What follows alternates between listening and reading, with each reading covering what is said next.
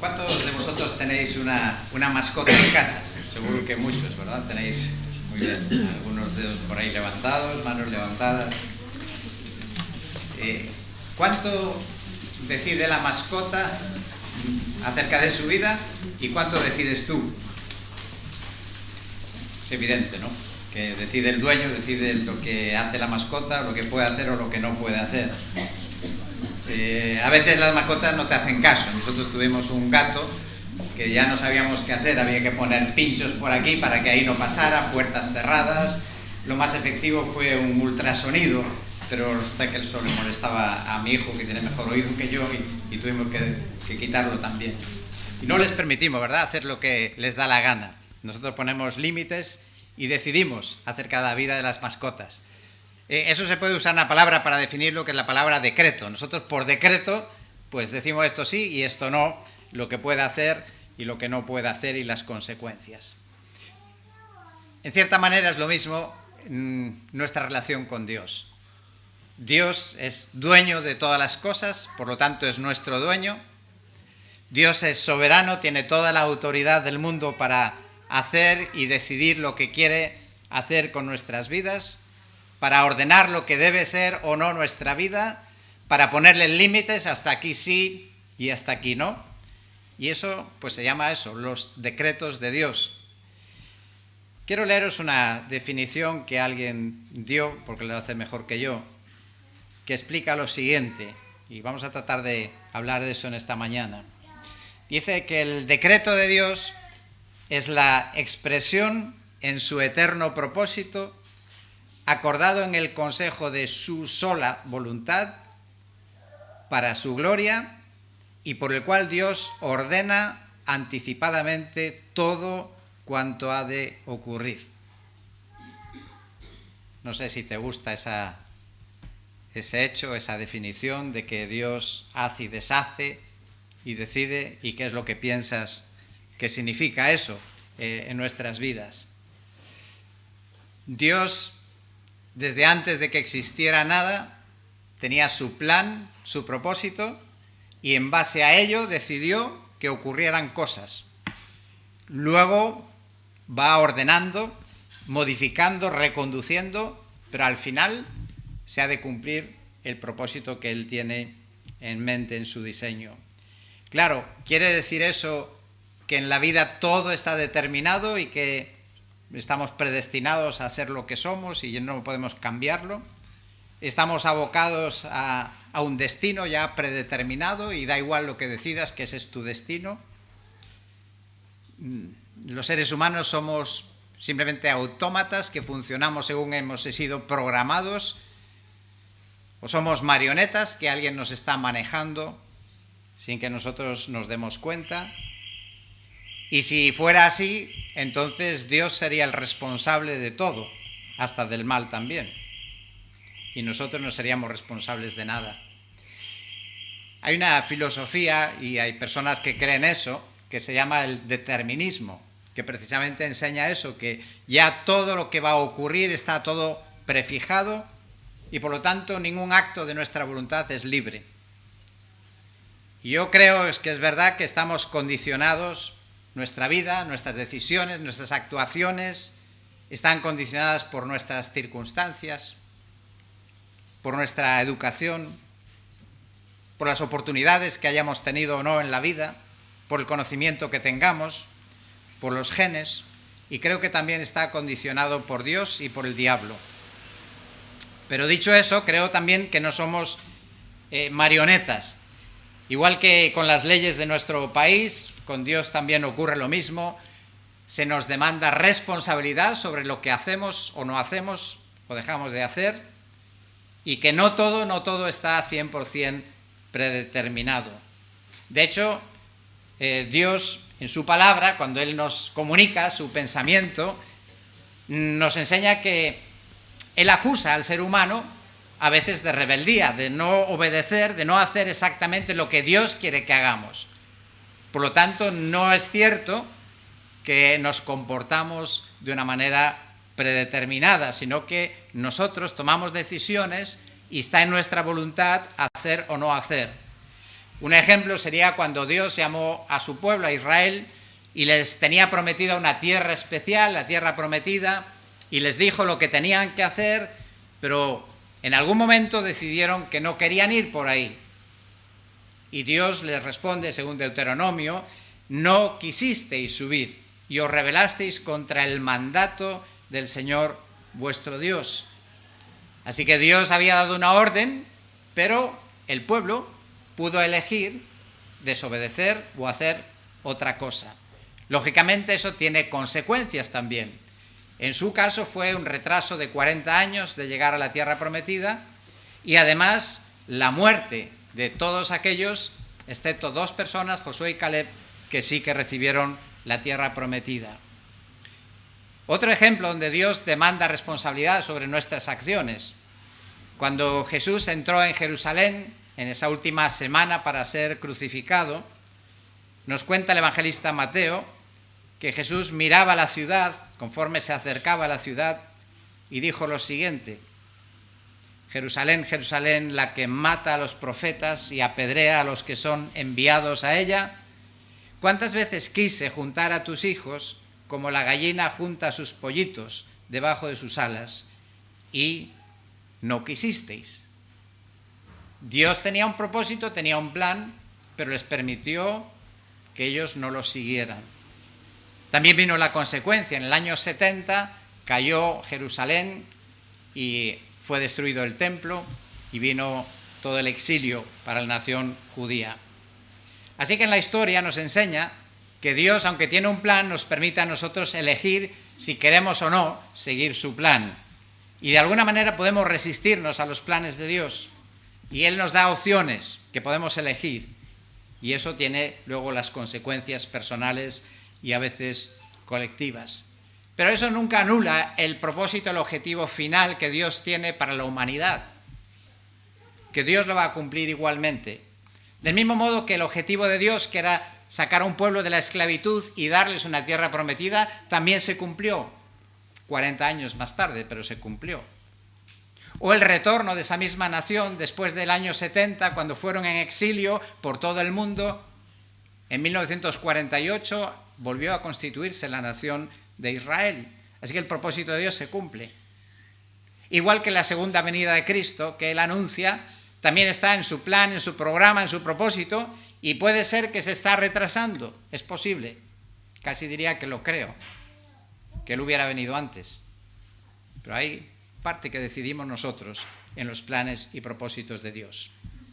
Y esta mañana quiero mencionar solo 4 palabras, 4 textos que nos describen un poco esa determinación de Dios y que vamos a ver en ello las implicaciones que tiene para mi vida, para tu vida personal. Esa palabra decreto, se usan varias palabras diferentes en la Biblia. Hay 4, prácticamente vamos a hablar solo de 3. La primera, decreto, lo quiero leer en el Salmo capítulo 2, versículo 7. En el libro de los Salmos, el Salmo número 2, versículo 7. Dice: ciertamente anunciaré el decreto del Señor que me dijo: mi hijo eres tú, yo te he engendrado hoy. Ese es un salmo profético, está hablando de Jesucristo, y según Pablo hace su interpretación de ese pasaje, y en el libro de Hechos capítulo 13, versículo 33, nos enseña que se refiere a la resurrección de Jesús. Ese engendrado hoy fue la resurrección de Jesús. En Hechos 13, 33 dice: Dios ha cumplido al resucitar a Jesús, como está escrito: hijo mío eres tú, yo te he engendrado hoy. ¿Y por qué? Bueno, porque es en la resurrección de Jesucristo donde Dios declara, pone su firma de que Él es el Hijo de Dios. Es donde se demuestra, se comprueba finalmente y definitivamente que Jesucristo no fue un hombre más que pasó por este mundo, sino que era exactamente el Hijo de Dios. Los profetas de cualquier religión, incluida la judía, todos murieron, pero la diferencia es que Jesús resucitó. Y esa palabra engendrado se puede traducir, significa también manifestado, exhibido o declarado. Y el día de la resurrección, Dios declaró que Jesús realmente era el Hijo de Dios. Y en ese decreto, que formaba parte del decreto de Dios, está el plan de la redención o el plan de la salvación. El plan de rescate de la creación. La creación, el mundo que nosotros hoy conocemos, no es el que Dios creó. Dios creó un mundo perfecto, hermoso, de paz, de armonía, sin dolor, sin enfermedad, sin dolores de parto, sin dolores de cabeza, sin tener que sudar para trabajar. Pero el hombre, por decidir no seguir el plan de Dios, pues hoy sufrimos lo que sufrimos. Pero Dios, en su amor, en su misericordia, decidió que su plan de un mundo perfecto, con hombres y mujeres perfectas que viven en paz y armonía, no se iba a frustrar. Y diseñó, o tenía diseñado ya, el plan de rescate, el plan de redención, el plan de recuperar la creación perdida. Y para eso envió, según ese decreto, a su Hijo, el Señor Jesús, para morir por nosotros y darnos el regalo de una nueva vida. Y ese es su plan, ese es su decreto, eso se cumplirá, solo que nosotros elegimos si queremos o no queremos ese plan. Hay otra palabra que nos ayuda a entender esto del plan, del decreto de Dios, que es la palabra plan. Y ahora voy a leer en Hechos, capítulo 2, versículo 23. Hechos, capítulo 2, versículo 23. Y aquí se usa la palabra plan, o si tienes la Reina Valera, vas a leer consejo. A este se refiere a Jesucristo, entregado por el plan predeterminado y el previo conocimiento de Dios, clavasteis en una cruz por manos de impíos y le matasteis. Dios dice que la muerte de Jesús no fue un accidente. La muerte de Jesús no fue porque fue víctima de su tiempo, de la incomprensión y de la intolerancia, sino que exactamente cuando Jesús muere está cumpliendo y se está cumpliendo el plan que Dios había determinado. Un poco más adelante, en Hechos capítulo 4, versículos 27 y 28, Pedro vuelve a decir lo mismo.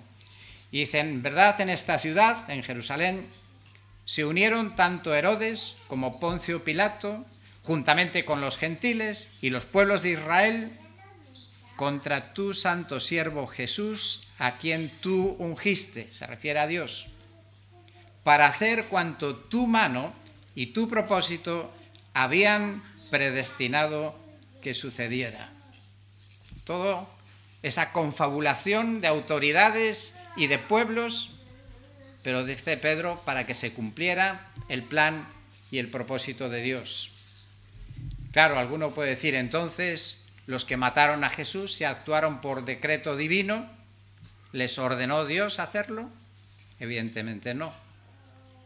Si no, no serían culpables. No es que Dios movió a esas personas y autoridades para que quisieran matar a Jesús, sino que Dios, sabiendo y conociendo a esas personas y cuál era su actitud hacia Dios y hacia los profetas y hacia el mensaje de Dios, sabiendo que ocurriría, sabiendo que cuando enviase a su Hijo Jesús iba a ocurrir eso, decidió seguir adelante con el plan, cuando podía haber dicho, pues no lo voy a enviar porque me lo van a matar. Así que Dios, sabiendo el pensamiento y lo que la gente haría, decidió a pesar de eso enviar a su Hijo, no esquivó la situación y lo permitió porque de esa manera se iba a cumplir el plan de Dios de poder lograr nuestra salvación. Por eso hemos leído en ese versículo 23 de Hechos 2 que eso ocurrió todo según el previo conocimiento de Dios. Dios, sabiendo de antemano la gente que habría en el primer siglo en el mundo. Dios, sabiendo de antemano lo que pensaría esa gente. Dios, sabiendo de antemano cómo reaccionaría esa gente ante el mensaje de Jesús, decidió igualmente enviar a su Hijo para que de esa manera permitir su muerte por nosotros. Y el conocimiento de Dios de todas las cosas me parece un pensamiento extraordinario, consolador, importante también para nuestras vidas personales. Dios es como el químico que conoce exactamente lo que ocurre cuando mezclas determinados elementos. Un químico sabe que si coges un poco de cloruro y un poco de sodio y lo mezclas, tienes la sal. Dios exactamente lo mismo. Sabe lo que va a ocurrir en nuestras vidas, en nuestra historia, en nuestras circunstancias, en nuestro país, en nuestra ciudad, en tu colegio, en tu instituto, en tu casa, con tus vecinos. Dios conoce todo de antemano. Y Dios a veces decide intervenir y cambiar y otras veces no, para que se cumplan sus propósitos. Y como digo, este pensamiento, por lo menos para mí, es reconfortante, porque Dios conoce todo lo que puede ocurrir en mi vida. Y Dios puede cambiarlo, Dios puede prevenirlo, Dios puede impedirlo, Dios puede modificarlo, pero Dios también puede permitirlo para sus buenos propósitos. Y por eso creemos, y la Biblia también nos lo enseña, que no existe la suerte. Nosotros le llamamos suerte porque desconocemos el resultado. Cogemos un dado, lo tiramos, ¿quién sabe qué número va a salir? Bueno, luego si hablas conmigo te enseño un pequeño truco que puedes conseguir que salga un cierto número. Pero nosotros no lo sabemos y le llamamos suerte. Dice Proverbios, capítulo 16, versículo 33. La suerte se echa en el regazo, es decir, desde el punto de vista humano se echa la suerte, mas del Señor viene toda decisión. El resultado Dios lo tiene bajo control. Y por eso Dios puede predecir exactamente, puede prevenir, y por lo tanto no cabe en el lenguaje de un creyente la palabra mala suerte. No cabe en nosotros pensar en mala suerte. Y fijaos que Jesús, que era muy simpático a veces también, ¿no? Las cosas decía como las decía. Lo ilustró diciendo, mira, yo hasta me entero de cada cabello que cae de tu cabeza. Dios conoce todo lo que ocurre. Y por eso Dios, sabiendo lo que iba a ocurrir, en el primer siglo decidió que era el momento, Gálatas 4 dice eso, era el momento oportuno para enviar a su Hijo, para que se cumpliera su propósito. ¿Son culpables los que mataron a Jesús? Pues sí, porque ellos lo hicieron de su propia voluntad. Nadie les mandó, Dios no se lo mandó, pero Dios lo permitió. Y por eso cuando ellos un día se enteran que ese Jesús resucitó, cosa que nunca en la historia había ocurrido, que un muerto, además crucificado, desangrado, torturado, se pudiera levantar y salir de una tumba. Y cuando luego supieron de su ascensión al cielo, cosa jamás vista que un ser humano desaparezca en el cielo y ya nunca más aparezca en ningún lado. Y Pedro les dice, esto es la confirmación de que ese Jesús al que vosotros matasteis es el Hijo de Dios, quien dijo que era. ¿Y cómo reaccionaron aquellos que unas horas antes, unos días antes, mejor dicho, habían gritado y dicho, crucifícale? ¿Cómo reaccionaron cuando se dieron cuenta de la auténtica identidad de Jesucristo? Le dijeron a Pedro y a los apóstoles, hermanos, ¿qué haremos? Y Pedro les dijo, arrepentíos. Sabían que eran culpables. Dios, en su conocimiento previo, utilizó circunstancias, personas, para llevar a cabo su plan de redención, pero sin violar la libertad y la responsabilidad de los asesinos, de los actores. Dios ni les obligó ni les predestinó para que mataran a Jesús, pero se valió de esa circunstancia. Y eso es lo que ocurre muchas veces también en nuestras vidas en el día a día. Lo que ocurre en mi vida, lo que ocurre en tu vida, no hay casualidades. Dios lo tiene todo controlado. Esta semana, hace 10 días, ocurrió algo con alguien querido para nosotros, conocido, un matrimonio misioneros, estuvieron muchos años en Zaragoza, levantaron una iglesia, Juan Frey y Charo, y hace 10 días recibíamos la noticia, se habían retirado ya estaban en Canadá, creo que tenía él sobre 76 años, y los dos murieron en un accidente. Un camión se saltó un stop y acabó con sus vidas. El viernes hubo un acto memorial de despedida, emotivo, allá en Canadá, lo transmitieron en directo y participaron también los familiares. Y uno de los hijos decía que un día veremos el cuadro completo de las cosas que Dios hace. Y a veces ves un cuadro y te puedes fijar, hay una línea, hay algo que parece que no tiene mucho sentido. Hay colores, seguro que cada uno tenéis vuestro color favorito, colores que nos gustan más que otros. Hay colores que nos parecen feos y parece una mancha en el cuadro. Y el hijo de ese matrimonio relativamente joven, muerto de esa manera tan trágica, decía, aún esas cosas forman parte del cuadro que Dios está pintando y es un cuadro perfecto. Y un día lo podremos ver, el cuadro completo, que da sentido a cada uno de esos momentos incomprensibles desde el punto de vista humano en nuestras vidas. Quiero mencionar una tercera palabra que tiene que ver con ese propósito, ese decreto de Dios.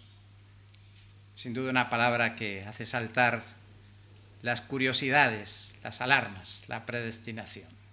Leo Romanos 8, pasaje tan conocido, Romanos 8, versículos 28, 29 y 30. Dice, sabemos que para los que aman a Dios, todas las cosas cooperan para bien. Esto es para los que son llamados conforme a su propósito, porque a los que de antemano conoció también los predestinó a ser hechos conforme a la imagen de su Hijo, para que Él sea el primogénito entre muchos hermanos. Y a los que predestinó, a estos también llamó. Y a los que llamó, a esos también justificó.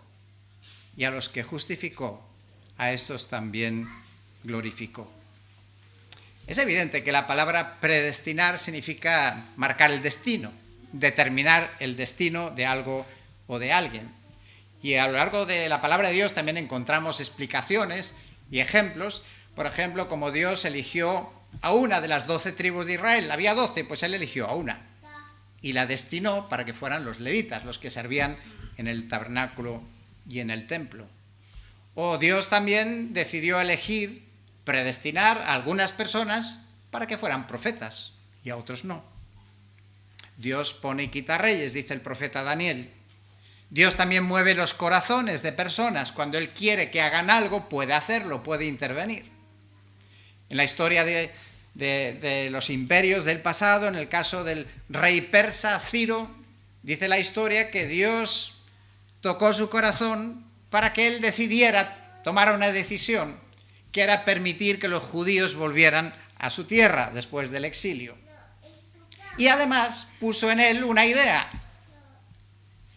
Le dio en su corazón un sentimiento, una idea de poder favorecer no solamente el retorno, sino que también les proveyese materiales para que pudieran reconstruir su templo. Y Dios decidió eso, y está bien. Dios determinó, hemos comentado en esta mañana ya, el sacrificio de Jesús por nosotros. Dios determina la duración de nuestra vida. Dios tiene determinado cuántos años vamos a vivir. Eso nos da tranquilidad también. Cuando afrontas una enfermedad importante, ¿me moriré? ¿No me moriré? Dios tiene control de cuándo será el momento. Dios decide los dones que le da a cada uno. No todos tenemos los mismos dones y eso tú no lo puedes elegir, lo decide Dios. Pero claro, ¿hasta dónde todo está predeterminado? Algunos han llegado a decir algo que me parece una barbaridad, pero son creyentes que lo han dicho. Hasta llegaron a decir que como todo está predeterminado, Dios determinó que Adán pecara, porque esa era la única manera en que después Dios podía mostrar su gracia, su misericordia y su perdón. y su inmenso amor a una humanidad rebelde. Yo no comparto eso. Y aquí en este pasaje que sale esta palabra de la predestinación, pues lógicamente llegamos a ese debate interminable en el que no voy a entrar en esta mañana, que es que algunos piensan que también Dios ha determinado que unos se salven y otros no.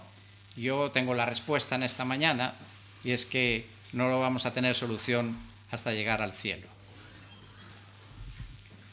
Ahora, lo que yo veo en este plan de Dios que ha trazado desde la eternidad porque quiere salvarnos, es que Dios tiene ese plan de rescate. Y a veces los caminos de Dios y los tiempos de Dios son diferentes y pueden variar dependiendo de nuestra respuesta, de nuestras decisiones. Pero al final también para nuestro destino tenemos que elegir todos los que estamos aquí tenemos una decisión, que es entre dos opciones. O creemos o no creemos, cielo o infierno. No hay más. En este pasaje de Romanos 8 que hemos leído hay una pista. Hay una pista acerca de este tema si estás muy interesado y muy preocupado con esto de la predestinación. Pues dice que Dios predestina a los que de antemano conoció. Es decir, que el decreto de Dios, igual que lo decíamos antes con respecto a Jesús, se basa en su conocimiento previo de las personas y de sus actitudes y sus decisiones. Pedro también lo confirma en el capítulo 1 de su primera carta. Al principio de la carta dice Pedro: a los expatriados de la dispersión, elegidos según el previo conocimiento de Dios Padre. Así que parece que la predestinación tiene que ver con los que son elegidos en base a la presciencia de Dios. Ahora, no me importa mucho, ahora no vamos a entrar en ello. Pero lo entendamos o no, sea la manera en que lo entendamos. Y quiero terminar esta mañana con este pasaje de Romanos 8 que hemos leído. Las 4 maravillas, 4 misterios de nuestra salvación. Sea como sea que tú entiendas cómo llegas a ser salvo. El plan de Dios extraordinario. Fíjate en las 4 cosas que dice Romanos 8, en este pasaje que hemos leído del 28 en adelante. Lo primero dice: Dios te llamó. Estás aquí en esta mañana porque Dios te llamó. Esto es algo extraordinario y diferente a todas las religiones. Las religiones todas son las que buscan acercarse a Dios, alcanzar a Dios, llamar a Dios, atraer a Dios. La fe cristiana es lo contrario. Es Dios que te busca, es Dios que te llama, es Dios que te ha llamado. No es el hombre que trata de llegar a Dios, es Dios que ama y busca al hombre y le llama. ¿Te imaginas qué honor que estuvieras tranquilamente en tu casa, en tu despacho, en tu oficina, en la calle, y recibes una llamada de teléfono y es Dios que te llama? Sí, Dios te ha llamado y tal vez te está llamando ahora mismo, en esta mañana. Qué honor pensar que estamos aquí porque Dios me llamó. Dios me ama tanto que me ha llamado. Leí la historia de una mujer que estaba viendo la televisión con su niña pequeña de 3 años. La niña se llamaba Emily. Y como en las noticias, que casi siempre son malas noticias más que buenas, pues dio la noticia de una persona famosa que se había muerto. Y esta niñita pequeña de 3 años, su reacción fue preguntarle a su madre: ¿y esta persona se va a ir al cielo? Y claro, la madre le explicó que iría al cielo si había creído, si había confiado en Jesús, si había pedido a Cristo que la salvara. Y la niña entonces empezó a preguntarle por cada uno de los miembros de la familia. Y luego llegó a ella, para no quedarse fuera. Y entonces le dijo a su madre: mamá, ¿sabes qué? Hablé con Jesús por teléfono el otro día y le pedí que viniese a mi corazón. Y la madre, sorprendida, le dijo: eso es fantástico, pero ¿cómo averiguaste su número de teléfono? Y la respuesta de la niña fue así de simple y rotunda y profunda: Él me llamó a mí. Dios nos ha llamado. Yo estoy aquí porque un día Dios me llamó. Y si tú eres hijo de Dios, una hija de Dios, lo eres porque Dios te llamó. Y aún tal vez si no lo eres y estás aquí, es porque Dios te ha llamado también y te ha traído a este lugar. Dios llamó, dice Romanos 8. En segundo lugar dice, Dios te justificó. Qué extraordinario, que siendo yo injusto, Dios me declara justo. Es para celebrarlo, porque Él pagó nuestra deuda. En tercer lugar, Dios te glorificó. Dios nos ha convertido de delincuentes, de personas rebeldes, en hijos de Dios, hijos del Rey de Reyes, coherederos con Cristo. Heredamos junto con Cristo. Vaya gloria, ser hijo de Dios. Y finalmente dice también, Dios te predestinó para ser hecho conforme a la imagen de su Hijo. Creyentes y no creyentes, creo que todo el mundo tiene una buena imagen de Jesús. Y siempre se ha dibujado, ¿verdad?, con sus rasgos, tratando de transmitir la bondad, la excelencia de su persona. Y este es el plan y el propósito de Dios, que todo aquel que cree en Cristo va a ser transformado, y somos transformados poco a poco en la imagen, ni más ni menos, que de Cristo mismo, del Hijo de Dios. ¿Y qué he hecho yo o qué has hecho tú para que eso pueda ser realidad? Nada. Así que qué menos que dediquemos los próximos minutos a darle gracias a Dios, a honrarle, y luego la semana para servirle con lo que somos y tenemos.